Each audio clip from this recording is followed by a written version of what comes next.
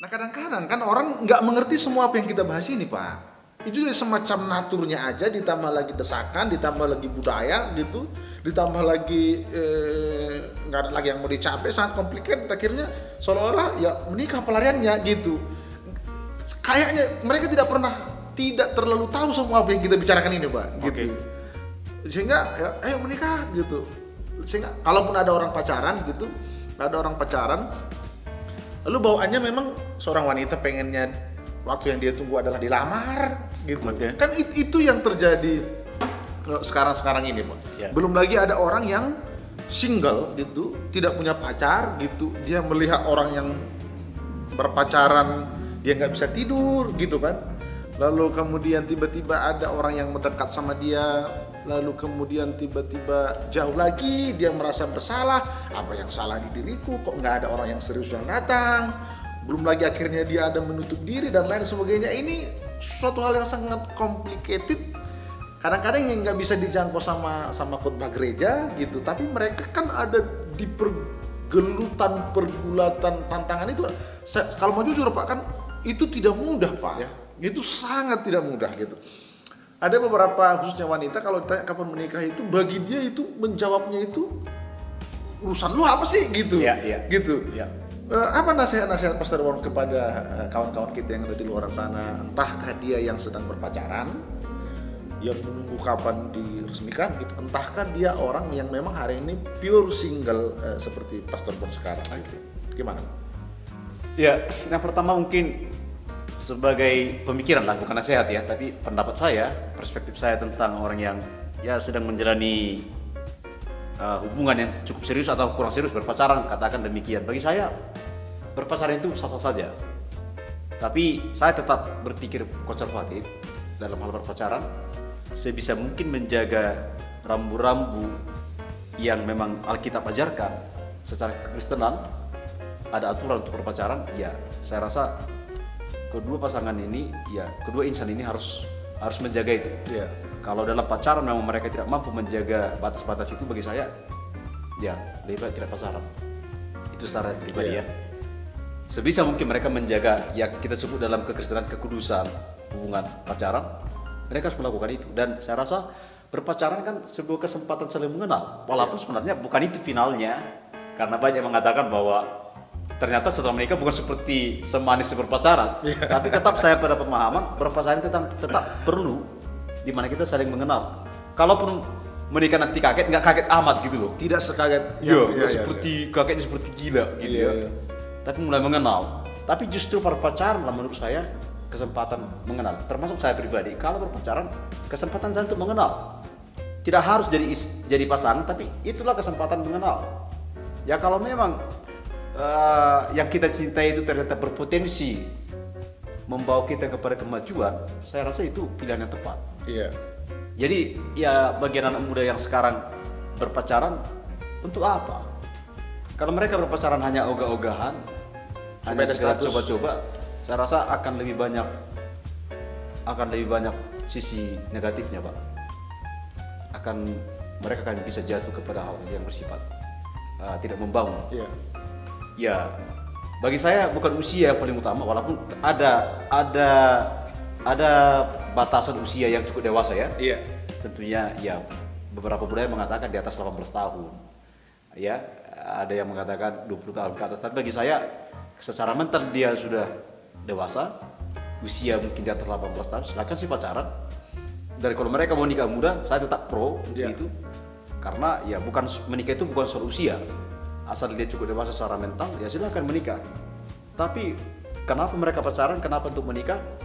Kalau saya ditanya, bagi saya berpacaran kesempatan untuk mengenal, sehingga nanti ketika saling mengenal dan saling ya bisa membangun, ya bisa untuk menikah. Dan menikah itu tentu bagi saya yang tidak bisa ditawar ialah apakah dia bisa mendukung saya secara apa namanya, kalau kita sebut sebagai tujuan, ada visi yang kita mau kerjakan. Kalau saling membangun, saya rasa ya menikah. Sehingga bagi saya menikah itu kesempatan, di satu sisi kesempatan untuk semakin dewasa, tapi di sisi lain bisa jadi partner bagi saya. Bisa jadi partner ya, teman, sahabat. ya teman yang menolong kita untuk maju. Iya. Demikian kita juga bisa menolong dia maju. Bukan berarti dia harus ikut kita. Iya benar.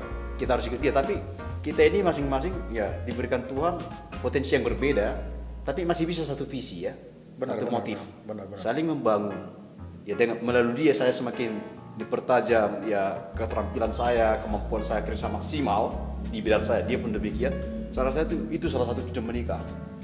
Tapi walaupun tidak seideal saya katakan ini, tentu itulah harapan-harapan kita. Saya pribadi. Apakah dia akan mendukung saya? Apakah saya bisa membangun dia? Saya rasa untuk itulah perlu baru saya menikah.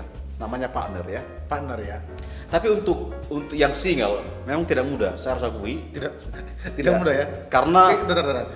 Saya ulang dulu. Memang untuk yang single memang tidak mudah ya, saya akui gitu. Jadi jangan nanti para penonton yang dengar acara ini ya itu kan Pak Surman bisa kan gitu, nggak ada masalah gitu. Nah ini Pak Surman juga bilang memang tidak mudah ya, saya akui gitu. Nah, gimana tidak mudahnya Pak? Sehingga nanti gini, orang yang kebetulan biasa nanya yang lagi single nyuruh nikah gitu, kapan udah punya pacar, sehingga mereka jadi tahu beban seorang yang sedang single itu gitu, sehingga dia punya referensi. Oh ternyata ketika kita tanya mereka nggak mudah loh ternyata menjawab gitu, tidak semudah bertanya itu dia menjawabnya gitu. Gimana Pak? Pertama kita harus tentu kalau kita single kita harus terus belajar mandiri, mengurus diri kita, tidak perlu bergantung kepada yang lain. Ya kalau zaman sekarang ini kan pacaran, kadang pacaran anak muda itu kan pacaran sampai saling apa ya, seperti ada keterikatan. Kadang dia diperhatikan, ya mungkin perlengkapan pakaiannya sampai diperhatikan begitu, ada banyak. Tapi kalau kita single, ya kita memang mengurus diri kita. Mau kemana kita pergi, kita harus ya memperlengkapi diri kita. Ya terbiasa kita dengan sendiri. Ya walaupun kita bukan kita sedang dalam masa-masa lonely atau kesendirian ya, tapi kita sudah terbiasa ya makan sendiri, nongkrong mungkin sendiri juga.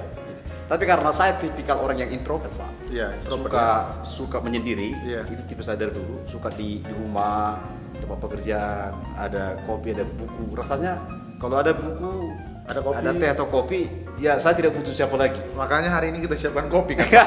Dan kopi yang kita siapkan ini pure kopi Karo Pak. Ini dukungan kepada semua pegiat kopi Karo yang ada di Tanah Karo. Semangat terus, kalian telah membuat hari-hari kami jauh lebih nikmat. Ya tadi mungkin beda personality setiap orang. Tapi untuk personality saya, single itu memang nyambung. Karena saya cukup menikmati diri saya sendiri. Asal ada buku, asal ada ruangan yang sederhana, bagi saya satu hari itu berlalu tanpa sebuah dilema. Cukup saya menikmati. Jadi itu berhari-hari terus berjalan waktu, saya menikmati itu. Tapi memang ada orang yang sukanya harus berteman, ya. Gitu ya. Memang ya dia harus, single itu rasanya seperti malapetaka dengan dia. Tapi ya saya menghargai itu, tapi cobalah untuk memikirkan kalau memang menjalin hubungan, ya untuk apa? Perlu bertanya. Ada setidaknya jangan menjadi piala bergilir kan. Ada juga benarnya. Trofi bergilir ya. Iya, trofi bergilir. Ya kalau mau serius silakan berpacaran. Saya pro untuk itu. Saya kalau bisa berpacaran lah dulu untuk saling mengenal. Tapi memang ketidakmudahan satu sisi lah. Saya bisa bicara secara real. Apalagi untuk pria. Kadang-kala single itu satu sisi. Artinya tidak semua yang single itu baik. Iya. Ya mungkin beda budaya, mungkin budaya barat. Di budaya barat itu bisa single tapi sebenarnya nggak single lagi Pak. Nggak single lagi, bukan perjaka lagi. Iya, satu rumah. Dia punya wanita-wanita yang tidak jelas. Secara seksual dia memang tidak kudus lagi ya. Tapi dia statusnya single. Dan memang bagi saya masuk akal mereka memilih single karena mereka menikmati hal begitu. Mereka tidak mau direpotkan dengan istri, tidak punya anak, tapi secara seksual tersalurkan, mereka menyalurkannya. Itu tetap single. Bagi saya menentang single seperti itu. Dan kayaknya itu bukan single. Iya. Tapi bagi dunia itu single kan? Dan mungkin ada orang memilih single karena ada di posisi itu.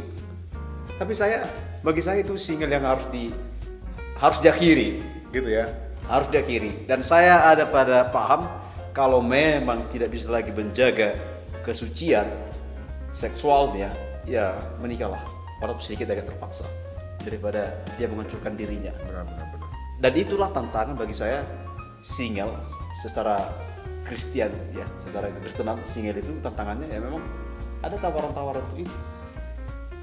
Ya ada tawaran-tawaran secara seksual, ada libido seksual itu yang kadang muncul yang harus kita lawan. Nah, bagaimana menyalurkan itu? Ya kita harus mencoba, ya harus mempunyai kegiatan untuk bisa menangkalnya itu. Dan itu tidak mudah bagi seorang single yang tetap menjaga, ya katakanlah hidup yang masih ya cukup bisa dikatakan mengikuti nilai-nilai kekristenan. Iya. Nah kalau kayak seperti teman-teman kita yang itu Pak, yang sudah pengen nikah gitu, belum punya katakanlah hubungan yang serius gitu, dan terus didesak oleh keluarga, gitu. Seperti Pastor Bon juga kan seorang yang sangat punya prinsip gitu, bahkan kalau fight dengan budaya pun saya rasa siap fight karena memang punya dasar prinsip yang kuat gitu. Tapi kan memang berbenturan dengan keluarga gitu, orang tua gitu, dan saya rasa itu juga yang dialami oleh banyak orang di luar sana. Dan sekali lagi kalau mau jujur, kalau kita tanya beban mereka, ditanya kapan nikah gitu, kita gampang aja nanyanya gitu. Tapi kan mereka yang tahu bagaimana beban mereka untuk menjawab itu gimana. Ya itu pertanyaan tidak mudah ya. Iya. Bagaimana menjawab itu, dan kenapa tidak mudah, karena saya mengalaminya. Memang itu saya katakan masa-masa yang kan bersifat dilematis bagi setiap orang yang secara pribadi tidak terdesak secara pribadi untuk menikah, tapi dari keluarga didesak. Ya apalagi kita sangat menghargai keberadaan orang tua ya, benar-benar menghormati orang tua. Dan karena kita berpikir sesekali kita nggak boleh juga sebagai anak egois. Perlu kita membahagiakan orang tua kita yang katakanlah usianya sudah cukup tua ya. Benar. Orang tua itu salah satu kebahagiaannya untuk kultur budaya tertentu, dia anaknya menikah, berkeluarga, mereka rasanya sudah sangat bahagia. Nah dari situ kita bersifat ya dilematis. Tapi saya tetap pada pendirian jangan sampai bersikap konyol dalam arti akhirnya ya nekat saja. Yang penting siapa yang datang. Nekat, yang penting setidaknya keluarga aku bahagia. Karena nanti kalau misalnya setelah menikah ternyata ada konflik, jangan sampai nanti dia akhirnya menyalahkan keluarga. Benar. Tadi kan dulu mama yang nyuruh katanya gitu kan. Itu bisa terjadi. Jadi gimana? Itu kan jadi repot. Menurut saya repot ya. Kalau menikah ternyata tidak seperti harapannya, dia akan berpotensi menyalahkan termasuk orang tuanya. Makanya saya pikir ketika di masa-masa seperti itu bersifat dilematis begitu, ya bagi saya memang orang-orang single ini mulailah berpikir ya mencari yang serius, walaupun tidak memaksakan diri. Benar. Tapi mungkin itu saatnya terbuka, tidak harus asik sendiri, ya sedikit fleksibel ya. Fleksibel dalam arti dalam membuat target pun tidak begitu ideal banget lah. Tidak harus. Tapi jangan jadi konyol juga ya. Iya, tetap memikirkan target tapi sudah mulai agak longgar, fleksibel. Ya perlu kita, kalau dulu kita tidak mau tahu tentang hubungan dengan orang punya hubungan yang cukup serius, dulu kita acuh tak acuh apatis. Ya saatnya mungkin kalau sudah di masa-masa seperti itu, ya perlu kita terbuka, membangun hubungan dengan orang. Karena kan gini Pak, saya potong. Ada banyak orang, teman-teman kita yang katakanlah pengen punya hubungan, pengen yang serius gitu.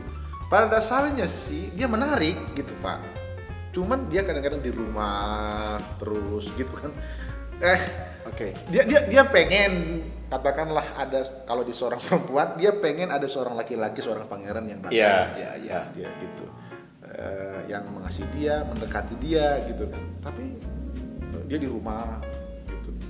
Lalu dia bukan cuma ada di rumah, dia nggak pernah, dia terkesan jadi dia terkesan jadi tidak manusia yang seperti biasa gitu. Manusia biasa itu kan kalau wanita ya kesalon lah sekali-sekali gitu kan. Lalu kemudian bergaul aja dengan orang. Kita kan nggak tahu jodoh kita di mana kan. Gitu.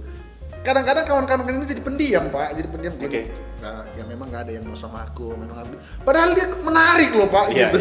Kalau andai saja dia jalan tiba-tiba mengeluarkan pesona tanda kutip tidak sedang ingin menjual murah, tapi memang dia menarik kok gitu. Tapi hanya karena rasanya memang nggak ada. Dia jadi di kamar gitu, tahu ketemu orang takut sakit hati, nanti aku tersakiti lagi gitu, gimana?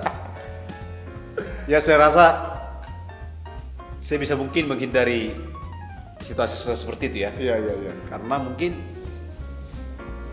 beberapa kasus mungkin ada yang trauma Pak, ada yang trauma sampai dia tidak ingin lagi disakiti. Katakan untuk konteks perempuan ya, dia berapa kali disakiti oleh pria, akhirnya dia jadi susah percaya dengan pria. Saya rasa itu perlu pendekatan, karena memang pada akhirnya juga dia akan rugi sendiri.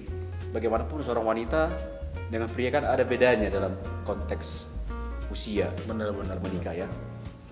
Sehingga bagi saya kalau memang dia berhasrat sekali untuk menikah tapi karena belum momennya aja, saya rasa tidak cocok dia terlalu tertutup menurut saya. Dijalani aja dengan normal. Dia harus perlu gitu, sesekali perlu dia ke salon. Dia harus menunjukkan kecantikannya. Benar. Ya, dia harus eksis di luar. Itu dan harus tetap eksis mestinya Pak. Karena Tuhan tidak melemparkan jodohnya dari atas. Benar. Gitu. Jadi tiba-tiba datang akulah pangeran.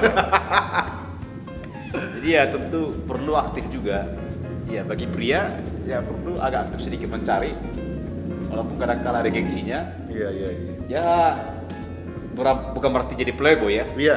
Tapi perlu juga eksis ya, sambil melihat, ya mengamati. Nah, ada bertanya kepada saya tentang jodoh, apakah Tuhan tentukan atau kita yang pilih? Nah itu gimana itu? Ya saya kemarin itu menjawabnya dari dua perspektif. Di satu sisi jodoh itu menurut saya tidak lepas dari kendali Tuhan. Tidak lepas dari kendali Tuhan. Iya. Artinya sampai sejauh mana itu Pak? Tidak lepas dari kendali Tuhan ini. Ya Tuhan. Apakah Tuhan yang mengendalikan semuanya gitu? Di sisi lain memang Tuhan berperan dalam arti memang dia di sisi lain ya. Dia tidak lepas daripada ketika kita menikah dengan seseorang, memang tidak lepas dari kendali dia. Ya. Mengapa? Kita ambil satu contoh. Ada hubungan tertentu yang sudah sangat serius, sudah dijalani dengan serius, sudah dipersiapkan dengan matang. Tapi why? Kenapa akhirnya berakhir? Dan pada akhirnya dalam hitungan berapa bulan justru dia menikah sama orang lain. Dan nyatanya bahagia juga. Bahagia juga. Apakah itu bukan dari Tuhan? Apakah itu tidak lepas dari cara Tuhan untuk dia? Saya ada pada walaupun di sisi lain ada juga yang begitu jadi pelarian gitu. Iya. Dan di sisi lain saya merasa kita harus pintar, bijak menempatkan pemahaman bahwa itu tidak lepas dari kendali Tuhan supaya kita jangan kebablasan akhirnya jadi terlalu pasif. Iya. Artinya ya perlu juga kita berpikir sisi lain, kita hidup seperti Tuhan beri kepada kita delegasi sepenuhnya, cari untukmu. Tuhan telah memberi kepada kita hikmat ya kedewasaan untuk memilih. Sehingga dari perspektif ini kita percaya Tuhan terlibat, tapi di sisi lain kita perlu berpikir Tuhan sudah beri amanat kepada kita yang cari aja. Iya. Kita yang aktif memilih. Ya ketika kita sudah dapat, ya memang kita harus percaya itulah dari Tuhan. Iya. Apapun nanti hasilnya, ya perlu saya rasa kita berkata inilah yang dari Tuhan. Kalau kita katakan benar nggak dari Tuhan kita berjalan, nanti potensial jadi bisa ya. Atau kita beriman ini dari Tuhan. Iya. Jangan-jangan bukan jodohku ini Tuhan, ini jodoh orang gitu ya. Iya. Jadi. Aduh. Saya rasa perlu berpikir bijak, menempatkan di posisi mana kita berpikir Tuhan tidak lepas kendali, di sisi mana kita berpikir Tuhan telah beri kepada kita mandat itu. Oke, menarik sekali. Gini ya, diskusi kita hari ini, pertama, kita tidak sedang anti kepada teman-teman yang menikah di usia muda. Iya. Kita tidak anti itu. Kalau memang pengen menikah di usia muda, ya menikahlah gitu. Walaupun memang perlengkapi diri saudara untuk menikah di usia muda. Dan tidak juga sedang ingin mengkampanyekan supaya menikah di usia yang lanjut seperti Pastor Bon ini gitu. Ya. Kalau memang saudara masih punya target yang menurut saudara itu akan sangat mungkin dikejar di usia yang masih single itu juga baik gitu. Kita tidak sedang lomba-lomba untuk menikah, tidak sedang lomba-lomba punya status pacaran misalnya gitu. Kita tidak sedang lomba-lomba itu. Kita ada pada pemahaman bahwa hidup ini berkontribusi gitu. Jika dengan menikah saudara bisa berkontribusi lebih maksimal, ya menikahlah gitu. Tapi jika dengan di usia yang masih single saudara masih bisa mengejar hal-hal yang mesti dikejar, ya kejarlah gitu. Lagi-lagi tidak ada aturan yang baku bahwa memang orang yang akan menikah muda nanti dia anaknya akan